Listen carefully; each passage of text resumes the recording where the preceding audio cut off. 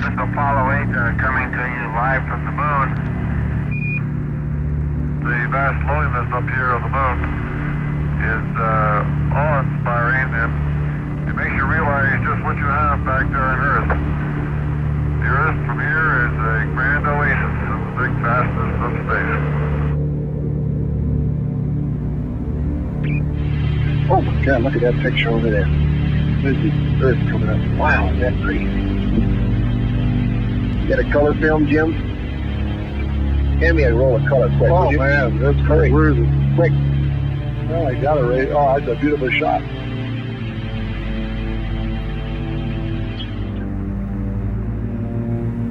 From the crew of Apollo 8, we close with good night, good luck, and God bless all of you on the good Earth.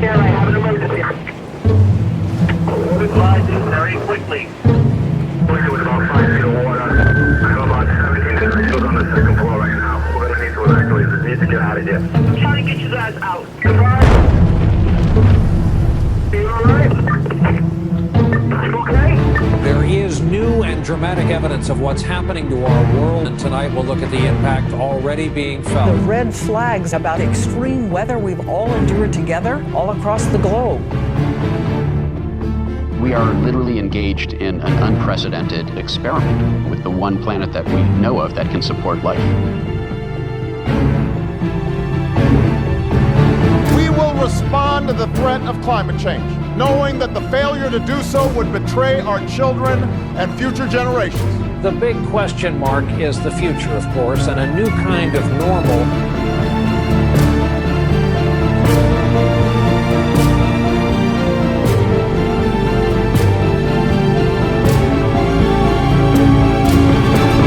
Things are gearing up for the UN-hosted Climate Change Summit in New York. UN Secretary General Ban Ki-moon will host the summit. I will convene a climate summit for leaders at the highest level.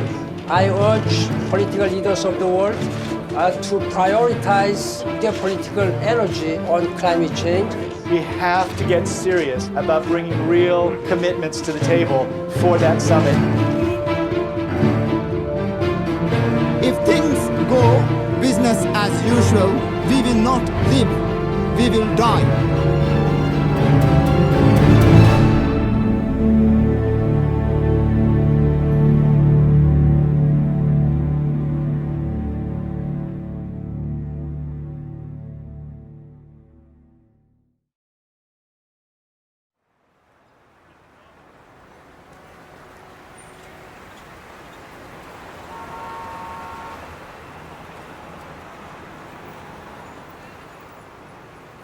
On September 23rd, the United Nations is holding a historic climate summit where they've invited world leaders and heads of state from around the world. We're trying to organize the largest ever climate rally on the streets of New York in response to this, hopefully turning the tide of what comes out of that summit and reshaping what the entire climate movement looks like going forward. Climate tipping points are scary, but if we stay connected to each other, we can build the largest climate mobilization in history. We all have power to create the movement tipping point on climate change, the one that takes our leaders from this place of inaction and puts them on a journey towards saving the planet. All of the big social movements in history have had people in the streets. Women's voting rights, civil rights movement, and even more recently on climate issues, our big successes have happened when people left their homes and went out into the streets. This is a bigger fight than, in fact, has ever been won. It's not that we need to save the Earth. We need to save the systems that make the Earth compatible with human existence and the existence of other life forms. This is the fight of our time, but none of us should exactly have to be activists about all this. In a rational world, the fact that scientists had said the worst thing on Earth is happening now, and here's what you can do to stop it, that would have been enough to push our systems into action. Yeah, of all the things that probably get me most upset, it's when people start presenting climate change as if it's something new. The science behind our understanding of man-made climate change is very, very old and very well established. So the task we've taken on is documenting this history to help us understand where we are, how we got here, and how we can change course. Scientists have known for more than 150 years that carbon dioxide was a greenhouse gas.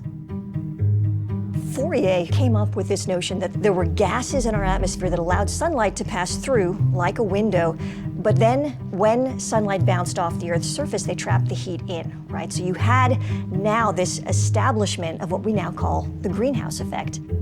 In the 1850s, John Tyndall made laboratory measurements of the absorption of heat radiation by carbon dioxide.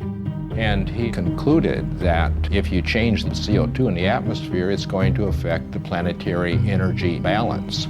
Tyndall was the one who really came along and proved that carbon dioxide was a natural thermostat that helped set our planet's temperature. In the late 1800s, it was the great Swedish chemist Arrhenius who first did the calculations about what would happen as we, as he put it, evaporated our coal mines into the air.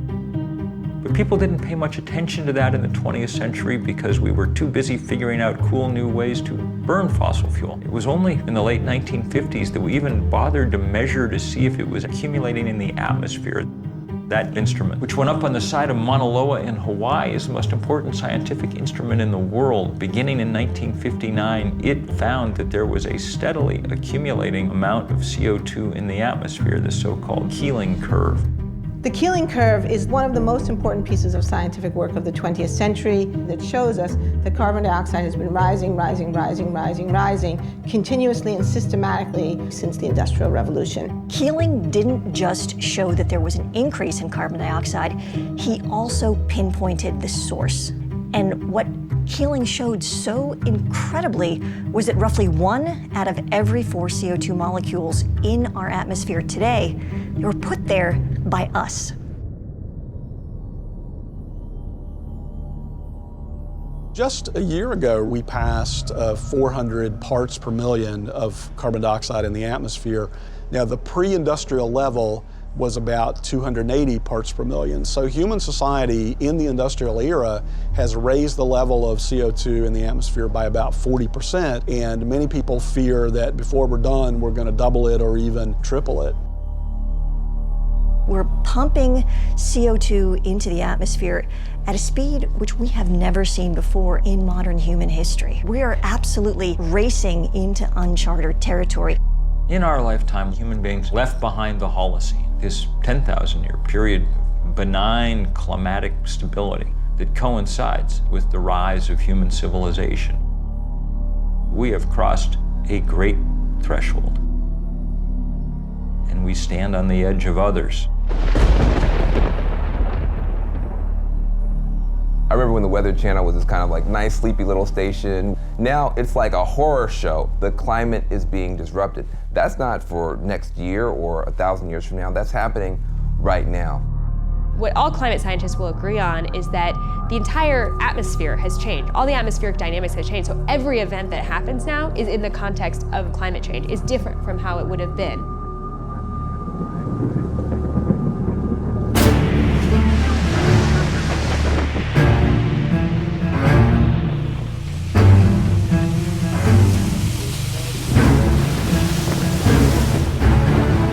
Typhoon slammed the Philippines with winds of 195 miles per hour. That's higher than the winds from Hurricane Sandy and Katrina combined. The world is mobilizing to help the Philippines, but just a trickle of food and water and medicine has reached the victims of Typhoon Haiyan. More than 1 million people were forced to flee their homes, many now trying to salvage what's left. Hundreds of thousands are thronging relief centers, desperate for life's necessities. Many residents covered their faces to mask the smell of the dead while they searched for relatives in some of the hardest hit areas. This is one of the top storms ever seen on this planet.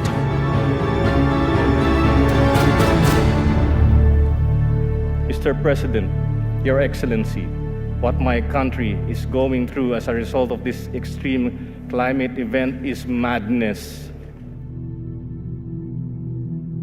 Super Typhoon Haiyan made landfall in my own family's hometown. And the devastation is staggering. I struggle to find words to describe how I feel about the losses. To anyone outside who continues to deny and ignore the reality that is climate change, I dare them to get off their ivory towers and away from the comfort of their armchairs. I dare them to go to the islands of the Pacific. We refuse as a nation to accept a future where super typhoons like Haiyan become a way of life. We refuse to accept that running away from storms, evacuating our families, counting our dead become a way of life. We simply refuse to. We can fix this. We can stop this madness.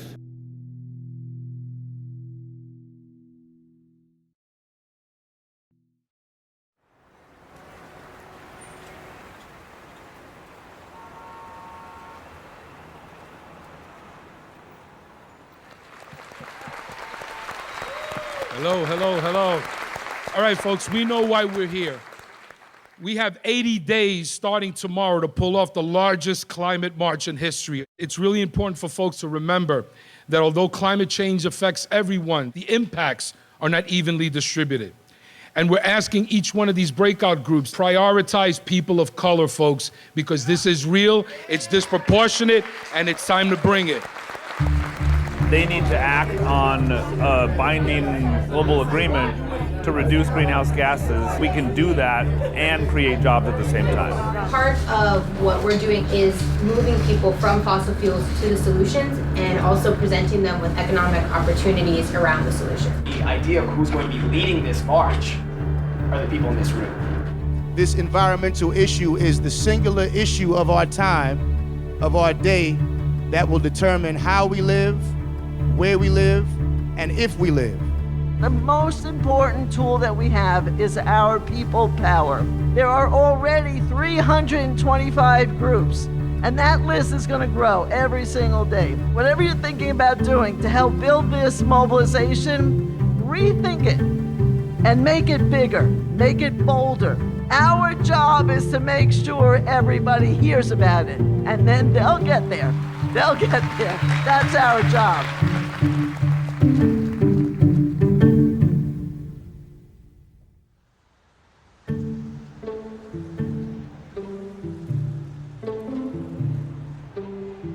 In 1982, the UN convened a first special session on nuclear disarmament. And we came together and said, when the representatives of governments all around the world gather in New York City at the UN, we need to be on the streets making our voice heard. New York City's anti-nuclear demonstration turned out to be the biggest political demonstration in U.S. history.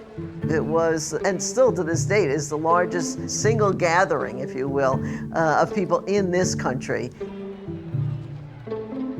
I think there was one computer in the office. Everything else was by phone and this thing we called the mail. We now call it a snail mail, whatever. But there was something about that reality that we didn't have the technology that we now have that actually forced people to talk directly to each other. We have real peace with real justice. We will not go home and be quiet. We will go home and organize. One of the really interesting things about that demonstration is that some 600 local groups were formed, and many of those groups lasted for years afterwards. To me, the real power of that day was the organizing experience that led up to it, and then the organizing that came out of it.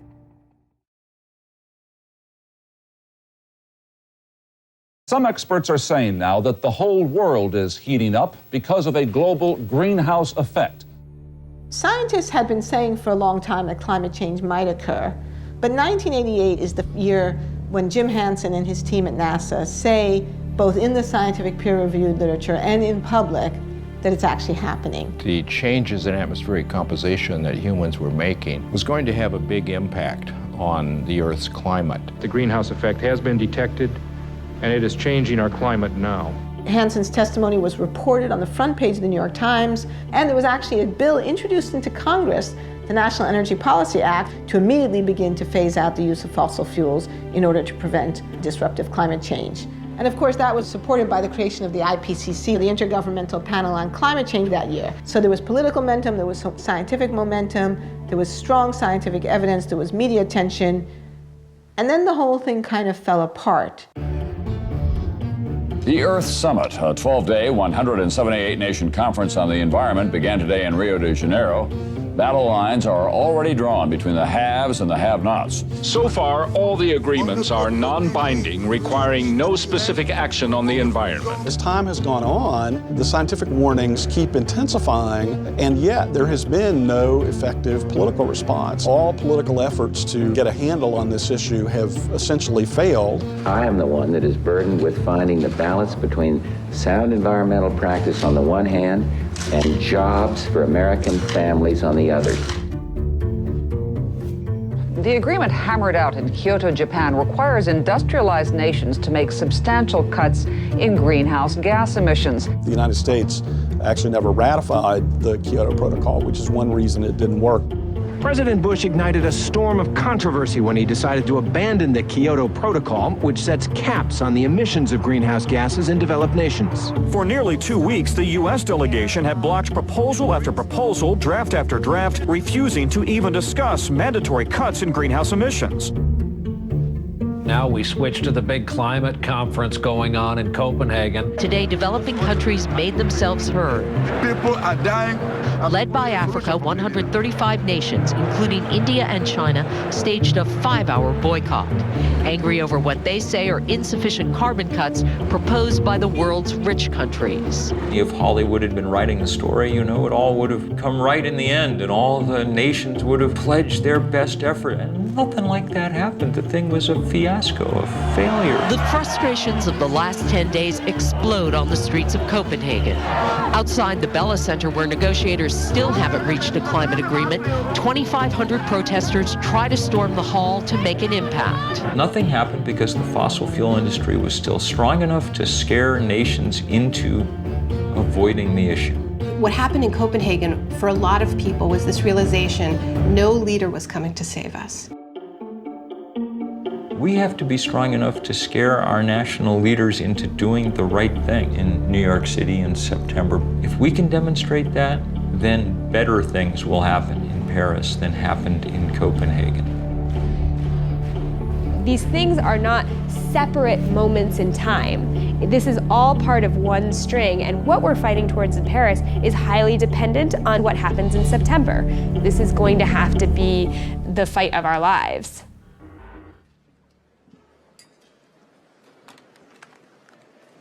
Welcome to this press conference to present the report of IPCC Working Group 3 on mitigation of climate change. If we really want to bring about a limitation of temperature increase to no more than 2 degrees Celsius, there is then the need for an unprecedented level of international cooperation. The way we've approached climate change is the scientific community builds the case, it synthesizes the evidence, it presents that evidence then to the policymakers. We've proven beyond a doubt that climate change is real, that the Earth's temperature is warming, that warming is predominantly caused by the burning of fossil fuels and other human activities, and that additional warming poses a significant threat. What the policymaking community did was they came up with a definition of what they called dangerous human interference. In 2009, the nations of the world agreed on a target of 2 degrees centigrade or 3.6 degrees Fahrenheit of maximum warming above the pre-industrial level. That would require emissions worldwide almost entirely stopping within a matter of decades. A lot of people talk about 2 degrees being the safe level. Well, there is no safe level. 2 degrees is a round number that would be safer, but we'll still have substantial climate impacts. 1 degree is melting the Arctic and the Antarctic. We'd be crazy to find out what 2 degrees will do, but we're probably going to find out. Even if we do everything right at this point, that's about as good an outcome as we can hope for. The other thing that the IPCC did was that they tied that 2 degrees Celsius, 3.6 degrees Fahrenheit threshold to the amount of fossil fuels that we can actually burn. And they came up with this red line in the sand, which was 1 trillion tons of carbon. The problem is that we're already more than halfway there. We're approaching 600 million tons already, and at the rate things are going, we will have completely exhausted that carbon budget within 30 years. The same leaders who say they want the temperature to go up no more than 2 degrees have put forward a series of proposals that when you add them up leads to the temperature rising 6 degrees. A point past which most sane scientists think civilization on the scale that we now know it will not be possible. It's almost a kind of refusal to come to grips with reality. There's just this enormous gap between what countries say they want to do and what they're actually on track to do. People call this the emissions gap. Much of this is about mathematics. You got to leave 80% of fossil fuel in the ground. Fossil fuel industry wants to burn all its reserves. If they do, then we get that 6 degrees. Each day of inaction, each day of business as usual puts us closer and closer on this crash course.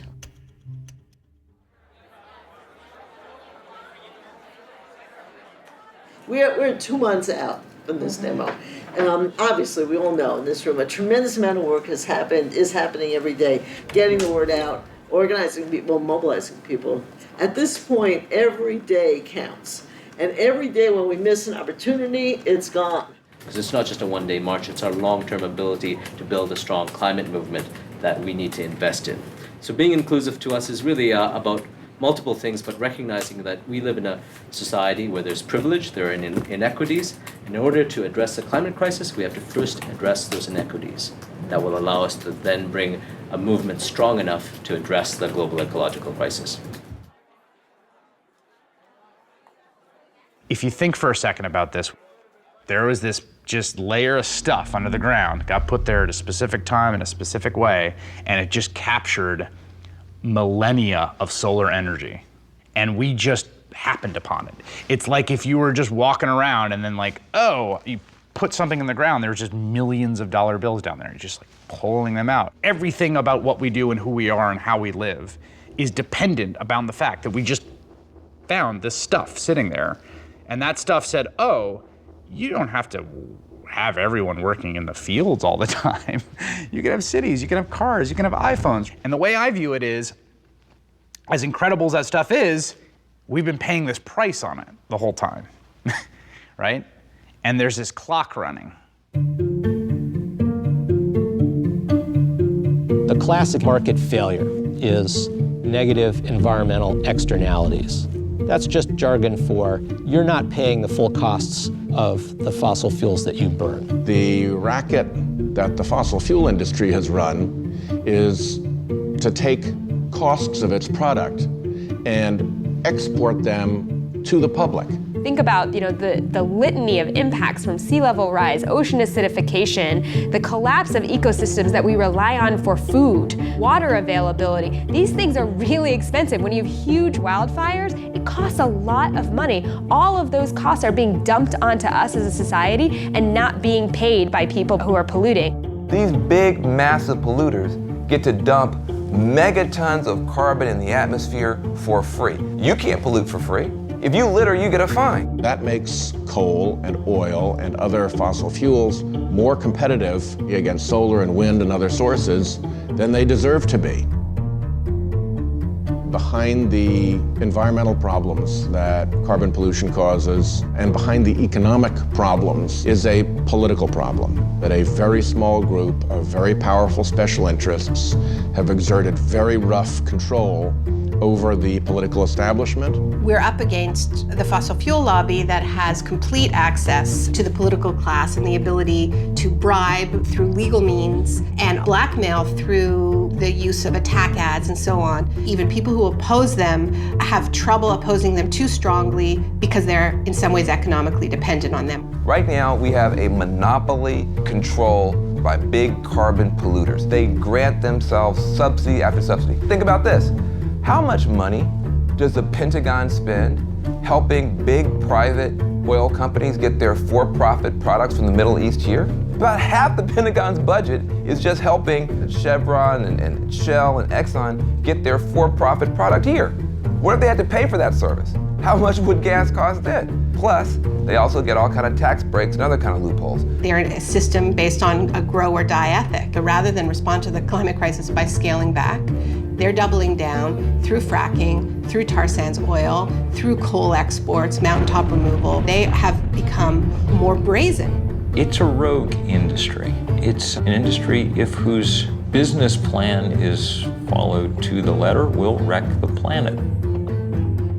Once you know that, then you know that these are now illegitimate business plans.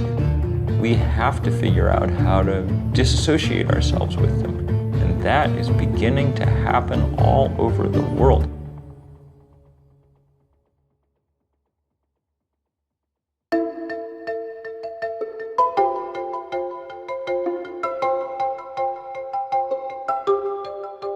On the great lawn of Central Park, I was up on a stage probably 70 feet in the air, looking out at that sea of people stretching out farther than the eye could see. The crowd estimates later were larger than 1 million people. April the 22nd, 1970. The grassroots mobilization, which we recall as the first Earth Day. 20 million Americans called away from their jobs and their classes into the streets of their communities. When Nixon was looking at television at these huge crowds in city after city after city across the country, he apparently muttered to Ehrlichman, man, a lot of those people have got to be Republican. And Republicans needed him to do something for them on this issue, he felt, and it was Nixon, arguably one of the most anti-environmental presidents in American history, who felt compelled to sign the Clean Air Act. I think the things that we've been doing to date are a reason to give us a little bit of hope. We've seen a degree of responsiveness on the part of the House of Representatives and on the part of the U.S. Senate. In a matter of 3 years, we passed the Clean Air Act, the Clean Water Act, the Safe Drinking Water Act, the Endangered Species Act, the Marine Mammal Protection Act, National Environmental Policy Act, the Environmental Education Act, Superfund. I'd go so far as to say that with the possible exception of the New Deal, it was the most fundamental restructuring of the ground rules of the American economic system that the nation has experienced.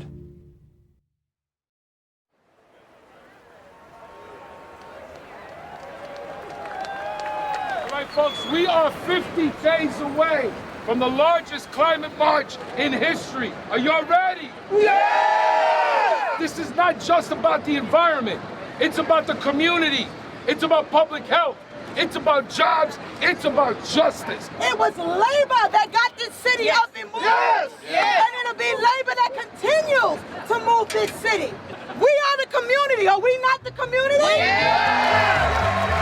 For our people who have been at the front line, not being able to breathe, suffering from asthma, upper respiratory, pulmonary disease, cancer clusters because of environmental racism. Climate change exacerbates every kind of social injustice that faith communities have fought against for thousands of years. And we will not stop marching and praying and acting until we have a strong climate treaty. We got a movement, brothers and sisters, and we got to stay together. So join us on the 21st to march and send that signal to the United Nations. The people united will never be defeated. El people unido jamás será vencido. It's only by accident that we even think of climate change as an environmental issue. You could just as easily think of it as another example of what happens in an unequal society. The people who've contributed the least to climate change and who've benefited the least from the use of fossil fuel are the first people to feel the effects. People in the poorest parts of the world suffer enormously already and will suffer enormously more as the century wears on. Climate disruption is a social justice issue. Who gets hit first and worst every time there's one of these weather disasters? It's low-income people, it's people of color, it's people who can't get out of harm's way, and people who can't bounce back easily because they don't have the money or the social standing or the political connections. Our communities are disproportionately impacted. We're all seeing that it's the indigenous people, the people of color, the low-income people who have historically suffered the burden of so many other politically driven crises. There are so many countries that have been systematically plundered over hundreds of years, and this is often described as an ecological debt, climate debt. The whole idea that there are disposable places was always a racist idea, the idea of sacrifice zones. Just treating people in places like garbage. The place where it's hardest for it to sink in is in the suburban United States. We're insulated against the natural world. That's what the suburbs really are, a way of making you not notice the natural world very much. And we're insulated in those places by wealth. At least we think we are.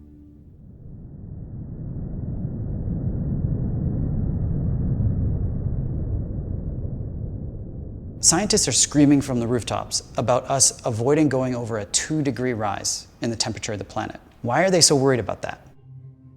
If we go over that amount of warming, there are feedback loops in our ecosystems, tipping points that climate change could spin out of control, and it happens like that. There are switches that can be tripped where suddenly you are in brand new territory and you don't even begin to know what to do about it. This is not a linear kind of problem that we're dealing with. This is very much an exponential kind of problem. Right now, we're on the edge of 3 major tipping points. The first one is the Arctic ice cap.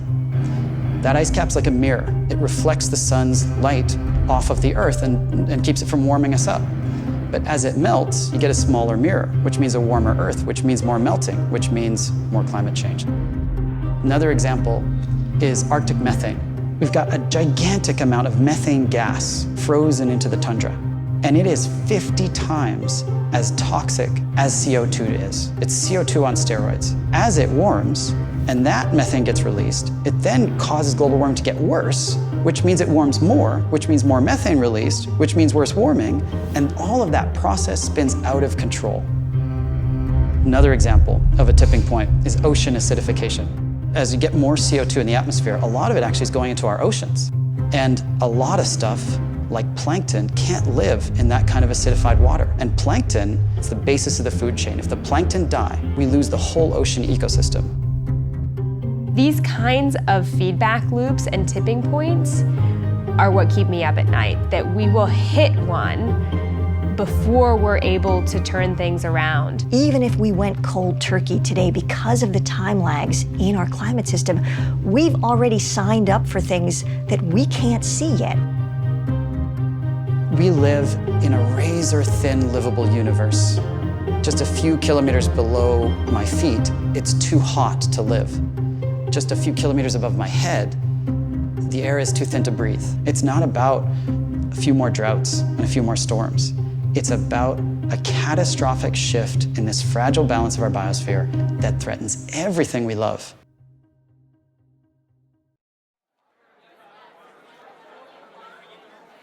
What we all need to be focused on is turnout, turnout, turnout. Youth, is there somebody that wants to do an update from youth, Armando? So just a quick list of things I wanted to go over. Obviously, a lot of the folks who are working on the youth stuff are at the Climate Justice Youth Leadership Summit. There's a lot of organizing going on right now there for the People's Climate March. So a lot of people who may not have been plugged in already are getting informed about it, and the people who already are informed about it are getting even more people fired up about it. There's a lot of things that we pay attention to, that we focus on, that are fun, but they are short-lived and they are not for the betterment of us. We have to reprioritize what's important to us. Our environment isn't just ice caps melting in Antarctica. We're the ones who face the problems day to day. If you're breathing in smog or your little brother has asthma, that's environmental injustice. And those are things that we have the power to push back on. Imagine being the person who changes the face of climate change so that we don't have to deal with those impacts every day. So on September 21st, we're gonna march for climate justice. So who's with us? Come on,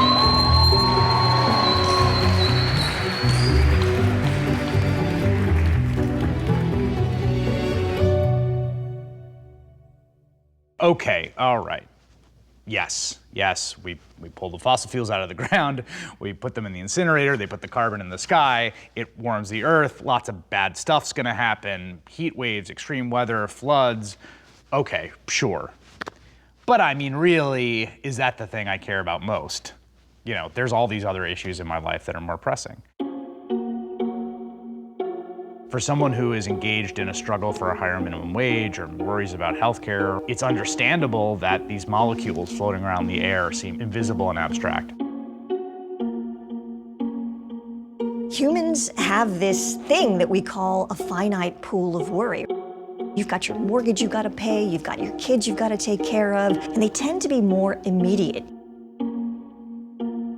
We respond to things that feel incredibly urgent, like a gun to the head, a stampede of wild elephants, right? Climate change is a completely different kind of risk. It plays out over these very long time scales. It's really hard to perceive it as a very urgent threat. The other thing that happens is that there's something called a single action bias. We have this tendency to see a threat and then we try to fix it with one thing. It's like the silver bullet solution. When we look at climate change, we become overwhelmed by it because there's so many different ways that we're going to need to fix it. 25 years we've been talking about climate change. The level of scientific reports becomes higher and higher and higher. Why has that still not compelled the majority of people to action? Cognitive psychologists have been mapping the processing systems within our brains, and they found that there are two parallel and deeply interlocked processing systems. The rational side, the analytic side, which deals with information, facts, data. And we have another side, which is a much more intuitive and emotionally driven side. It is that emotional system that moves us into action. The challenge for climate change is how do we get something that is so based in the science to cross over into the side which makes us feel something. People are reluctant to stand up and to take action if they don't see that the other people around them are taking action. And that is why it is absolutely critical that there are people who are seen to be doing something. They are creating the breakage. Climate change is strangely, maybe uniquely problematic because not only are we all bystanders, we're also perpetrators, actively contributing to the thing. If we recognize the problem, we become morally compelled to take action on it. There is a fundamental tipping point at which that has to happen.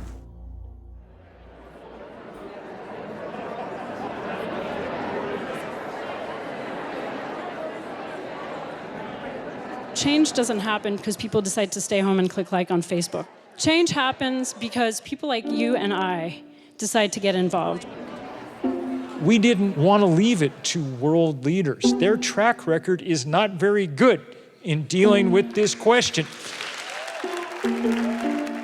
I am a trade unionist, and I am an environmentalist, and I see no conflict whatsoever in those two things. It's in our core self-interest as a trade union movement to help build the path to a sustainable future and get on the right side of the climate change issue sooner rather than later.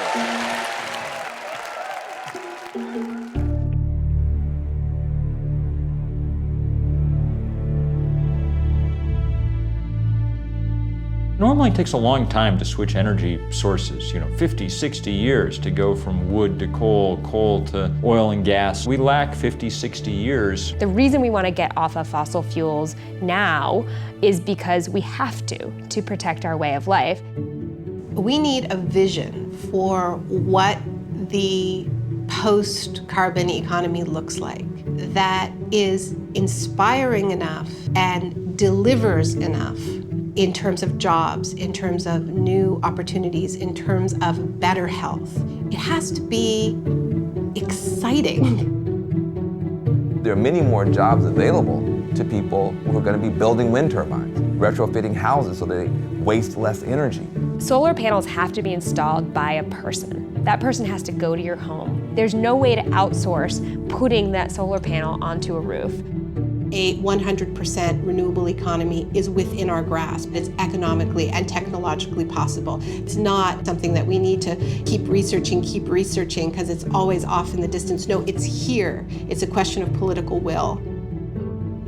If you look at the renewable revolution that's happened in Germany, it wasn't about leaving the renewable sector to the market. It was about creating different incentives. And there was an explosion of innovation and creativity. Germany is now the #1 solar country in the world, even though they have the same amount of solar incidents as Alaska.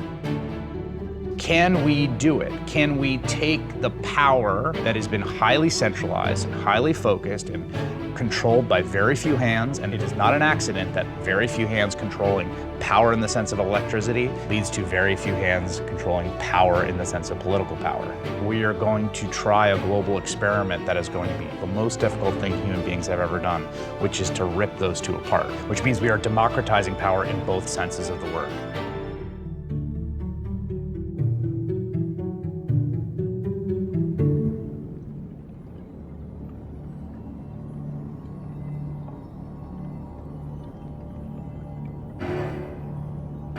The polar ice cap has retreated about 40% since 2007, and with the thaw comes access to billions of dollars in untouched resources. Shell, Chevron, and ExxonMobil spending billions on offshore Arctic leases. If there's a spill, it would be an unmitigated disaster.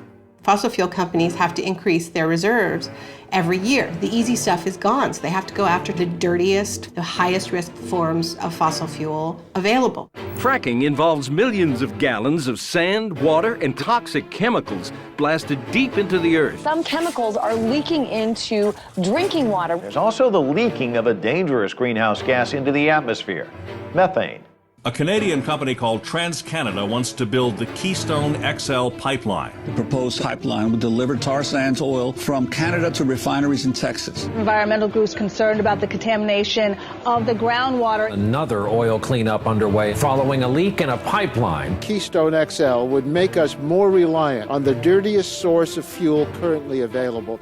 The Keystone XL pipeline has become a huge focus of controversy.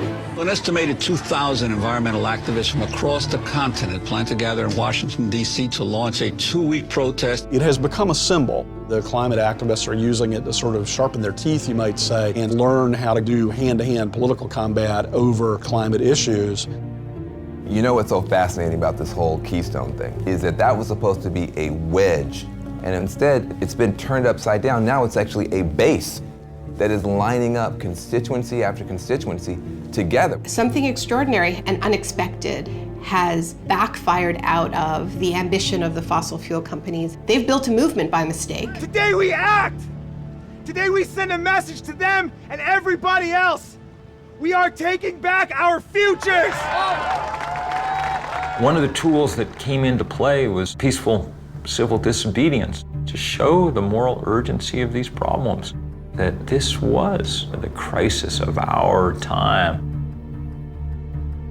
Keystone's the one that the press has paid attention to, but there are similar kind of fights going on everywhere. Fracking equals methane equals climate change. My team has sustained a statewide moratorium on fracking for 6 years, and against all odds. We need to remind ourselves that we are many. I saw a story in one of the trade publications, the oil industry, not long ago, and they said, we're never going to get to build another pipeline in peace again. And I hope they're right. I hope that every pipeline and coal mine and drill rig and frack well now faces the same kind of challenge. We are planning to win, and we will meet you there. The real question is, are we gonna scrape the bottom of the barrel for the last polycarbons on Earth to burn them too? Or can we actually show some restraint, which we ask our children to do? Don't eat the last 17 marshmallows. Could you just show some restraint and choose a wiser course?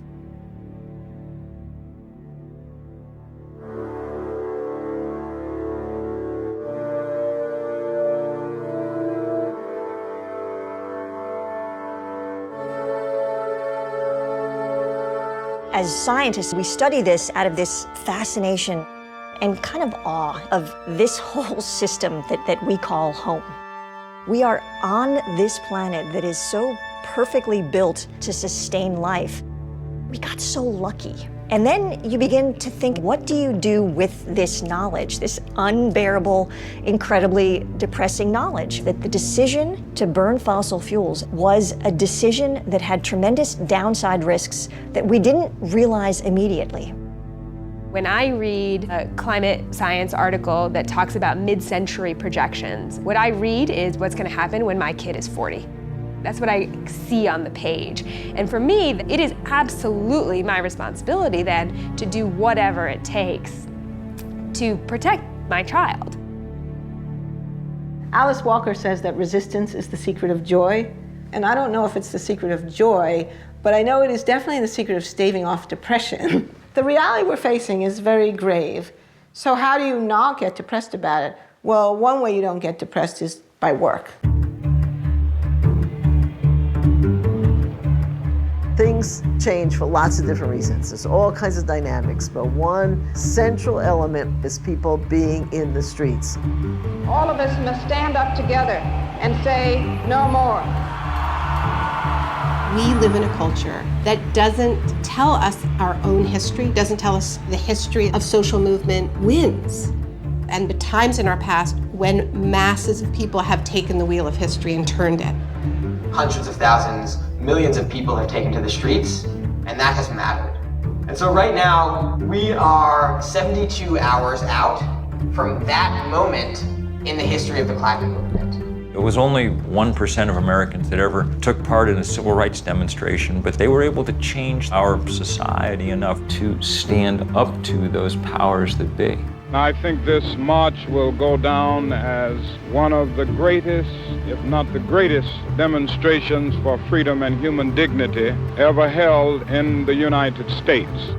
Martin Luther King always said that the victories that had been won so far were the ones that were cheapest to the status quo. Giving legal rights and giving voting rights doesn't cost the system nearly as much as providing good jobs and good infrastructure and good schools. We as a people will get to the promised land. Big victories have been won before, but nothing on the scale of the economic challenge that really responding to the climate crisis represents. We have a responsibility to rise to our historical moment. We are well on our way to having the largest climate march in history. We still have 48 hours. Thank you for pledging to march with us this Sunday. We're going to have a movement worthy of the name.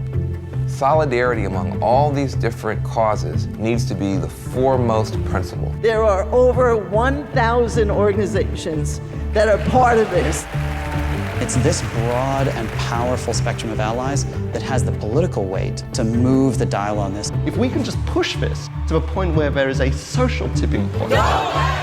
This is the issue I will vote on. This is the issue I will give money on. This is the issue that I will scream at the top of my lungs into a bullhorn over. That is what moves politics. We will send the message to whoever is sitting in the UN, it is time for action. This is the right thing at the right time in the right place. The whole world will be watching. The People's Climate March is our chance to show the immense power of people in solidarity. Nothing moves public opinion more than seeing large numbers of people gathering. A march is not an end in itself. It is a tool.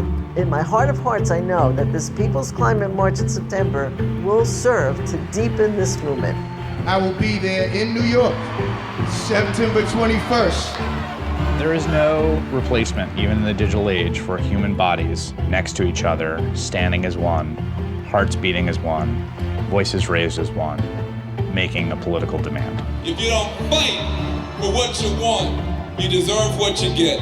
September 21st, in some ways, is the beginning. There are teams around the world organizing marches in Rio, in Delhi, in Berlin, in Paris, in London. We are joining around the world to say the time has come. Are you ready to march? Are you ready to march? Are you ready to march?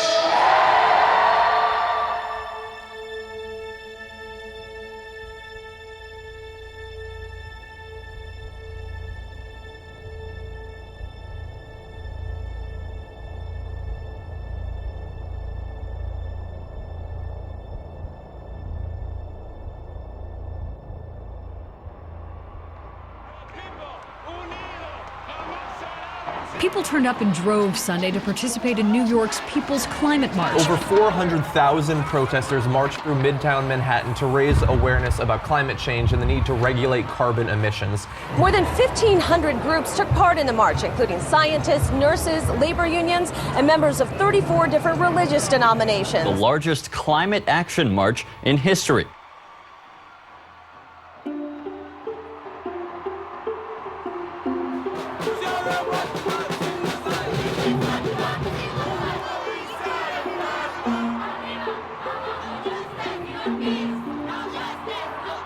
When we marched in New York City, they had to listen. They had to pay attention to what the people of the country were saying, and indeed the people of the world. In cities around the world, hundreds of thousands of people called for action. They demanded that leaders lead. We are not here to talk. We are here to make history.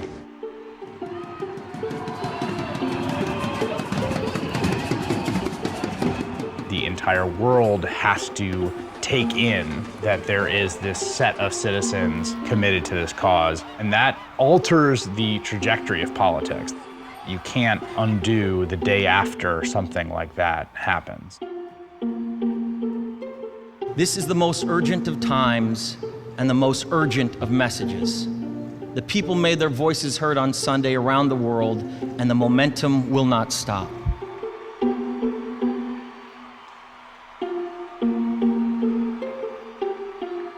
There's a line that divides good from evil, and it runs down the middle of every single person. When we prevail, it won't just be because we beat the worst instincts of other people. It'll be because we overcame the worst instincts and the worst fears even within ourselves. Mr. President, Mr. Secretary General, fellow leaders, the climate is changing faster than our efforts to address it. The alarm bells keep ringing. Our citizens keep marching. We cannot pretend we do not hear them. We have to answer the call.